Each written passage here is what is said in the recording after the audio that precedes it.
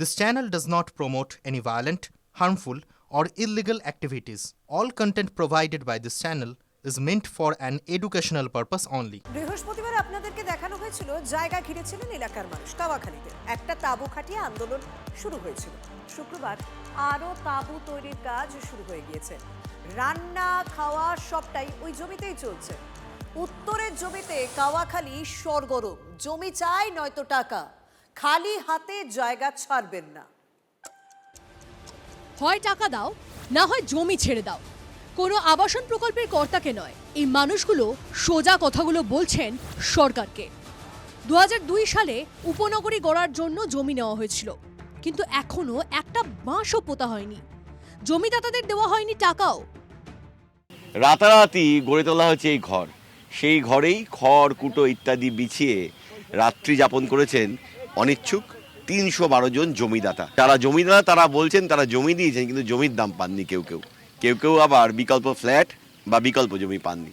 ফলে দ্রুত যদি সরকার প্রাপ্য মিটিয়ে না দেয়, সেক্ষেত্রে এই জমি পুনর্দখল করবেন তারা। এখানেই রাত্রিবাস করেছেন, হচ্ছে রান্না, আরও ঘর তৈরির ব্যবস্থাও শুরু হয়ে গেছে। পুলিশ এসে কথা বলার চেষ্টা করে বিক্ষোভকারীদের সঙ্গে, কিন্তু কোনো লাভ হয়নি। অনেকে বলছে দেখবেন এখানে খতিয়া এবং সরকারি জমি দখল করছে। কোথায় সরকারি জমি? আমার জমিতে কখন আমি ঘর করব না করব সেটা আমার ব্যক্তিগত ব্যাপার, আমি তো সকলকে বলে করতে পারবো না। আমার জমিতে আমি ঘর করব, বাড়ি করব, উঠান করব, কি করব সম্পূর্ণ আমার ব্যাপার। হয়তো ওনারা রাজি আছেন যে আমরা করি, যদি ওনারা রাজি না থাকতো কেউ তো এসে কোনো রকম ওনারা আওয়াজ দিয়ে যেত যে ভাই আমরা তোমাদের সাথে বসবো বা কথা বলবো বা কিছু। বাম আমলে জমি অধিগ্রহণ ও চুক্তি হয়েছিল, কিন্তু সেই আমলে কিছুই হয়নি।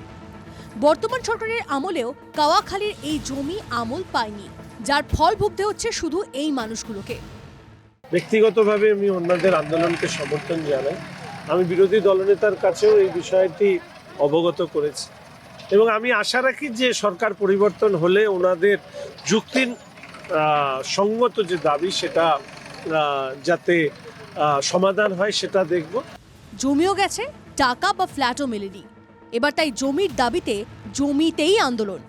শিলিগুড়ি থেকে প্রসেনজিৎ চৌধুরীর রিপোর্ট, TV9 বাংলা।